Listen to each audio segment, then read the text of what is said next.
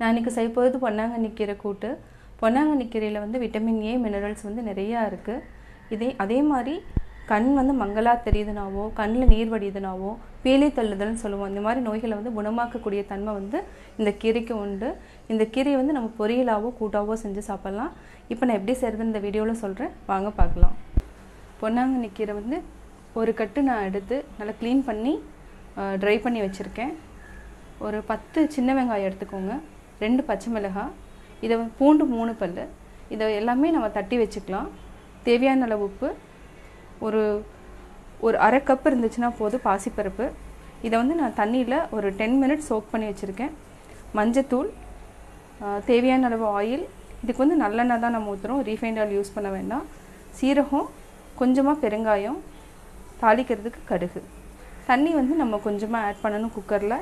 இப்போ இது எல்லாத்தையுமே நம்ம என்ன பண்ணுறோன்னா, ஏன்னா பொன்னாங்கண்ணி கீரை வந்து கொஞ்சம் ஹார்டாக இருக்கும் இந்த இலை, அதனால் இது எல்லாத்தையும் நம்ம குக்கரில் போட்டுடலாம்.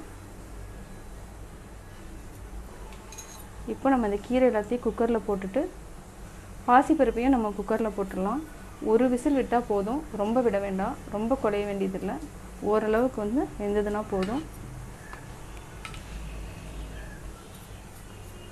இது கூட நம்ம லைட்டாக மஞ்சத்தூள் ஆட் பண்ணிக்கலாம். இதே மாதிரி பாசிப்பருப்பு நான் ஊற வச்சுருக்கேன், இதையும் நம்ம ஆட் பண்ணிக்கலாம்.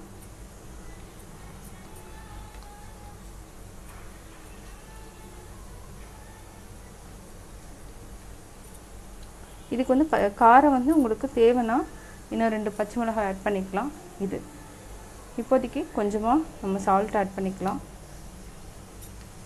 இந்த 3ஐயும் ஒரு விசில் விட்டு எடுத்ததுக்கப்புறம் நம்ம வந்து இப்போ பச்சை மிளகாயும் போட்டுக்கலாம். அதுக்கப்புறம் இது 2ஐயும் நம்ம நல்லெண்ணெயில் வதக்கிட்டு அது கூட ஆட் பண்ணிக்கலாம். இப்போ இதை வந்து குக்கரில் ஒரு விசில் விட்டு எடுத்துக்கலாம். இப்போ நம்ம கேஸ் ஆன் பண்ணியாச்சு.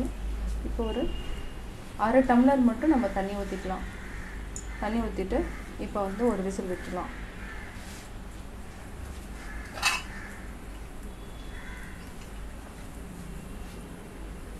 இப்போ க்ளோஸ் பண்ணிவிட்டு ஒரு விசில் விட்டுக்கலாம்.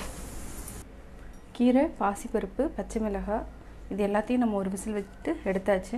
இந்த மாதிரி இருக்கும். அதுக்கப்புறம் நம்ம இதை வந்து வெங்காயம் பூண்டு போட்டு தாளிச்சிட்டு இதையும் அதில் ஊற்றிடலாம். இப்போ நம்ம மண் பாத்திரத்தில் தான் செய்ய போகிறோம். ஆயில் ஊற்றிக்கிறோம். நல்லெண்ணெய் தான் ஊற்றுறேன்னா 2 டேபிள் ஸ்பூன் ஊற்றிருக்கேன். காஞ்சதுக்கப்புறம் கடுகு, சீரகம், பெருங்காயம். இப்போ கடுகு போடலாம். இன்னும் எண்ணெய் காயில். இப்போது கடுகு போட்டேன். அதுக்கப்புறம் சீரகம், கொஞ்சமாக பெருங்காயம் நான் ஆட் பண்ணியிருக்கேன். ஏன்னா பருப்பு போடுறதுனால ஈஸியாக டைஜஸ்ட் ஆகும்.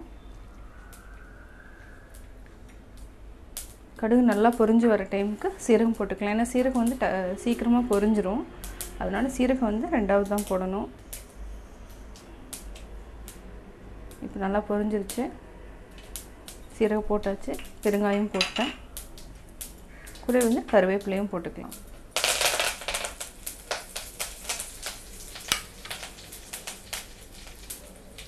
இப்போ சிம்மில் வச்சுக்கோங்க. வெங்காயம் தட்டி வச்ச வெங்காயம், தட்டி வச்ச பூண்டு இதையும் போட்டு நல்லா வதக்கிக்கலாம்.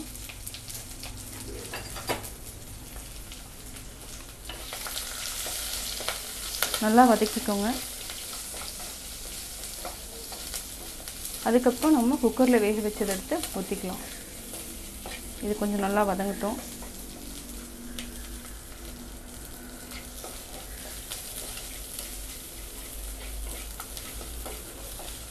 இது வந்து என்னென்னா முழுசாக வேக வேண்டியதில்லை, கொஞ்சமாக வதக்குனாவே போதும். இப்போ நம்ம இதை அப்படியே எடுத்து இந்த கூட்டு அப்படியே ஊற்றிடலாம்.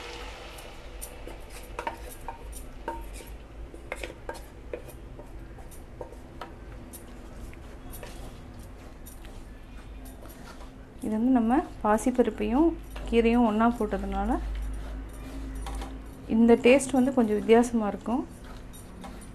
கீரை கடையல் மாதிரி இருக்காது. கூட்டுங்கிறதுனால நம்ம பாசிப்பருப்பு வந்து கொஞ்சம் ஆட் பண்ணியிருக்கோம். இது கொஞ்சம் ஒரு 5 நிமிஷம் நல்லா கொதிக்கட்டும். கொதிச்சதுக்கப்புறம் நம்ம ஆஃப் பண்ணிக்கலாம். இப்போது இந்த வெங்காயம் நம்ம பூண்டும் போட்டிருக்கோம். இதை வந்து நல்லா மிக்ஸ் பண்ணிக்கலாம் நம்ம இந்த கூட்டோடு சேர்த்து. இல்லைனா அப்படியே முழுசாக இருக்கும். அதனால் இந்த நான் மத்து வச்சு இந்த மாதிரி பண்ணிடுறேன். நல்லா மிக்ஸ் ஆயிரும் இந்த கீரைக்கூட. அப்போ என்னென்னா அந்த வெங்காய பூண்டு டேஸ்ட்டு நல்லா தெரியும். அதனால் இந்த மாதிரி பண்ணிக்கிறேன். இப்போ நம்ம இது ரொம்ப நேரம் வேக வைக்க வேண்டியதில்லை. ஆல்ரெடி குக்கரில் வச்சதுனால இப்போ ஆஃப் பண்ணிடலாம். நான் பொன்னாங்கண்ணி கீரை கூட்டு எப்படி செஞ்சேங்கிறத பார்த்தீங்க. இந்த கூட்டை வந்து சாதத்துக்கோ சப்பாத்திக்கோ ரொம்ப நல்லாயிருக்கும். நீங்களும் வீட்டில் ட்ரை பண்ணி பார்த்துட்டு உங்களுடைய கமெண்ட்ஸ் எனக்கு சொல்லுங்கள். பிடிச்சிருந்தா லைக் பண்ணுங்கள். உங்கள் ஃப்ரெண்ட்ஸ்கிட்டையும் ஷேர் பண்ணுங்கள். மறக்காமல் எங்கள் சேனலை சப்ஸ்கிரைப் பண்ணுங்கள்.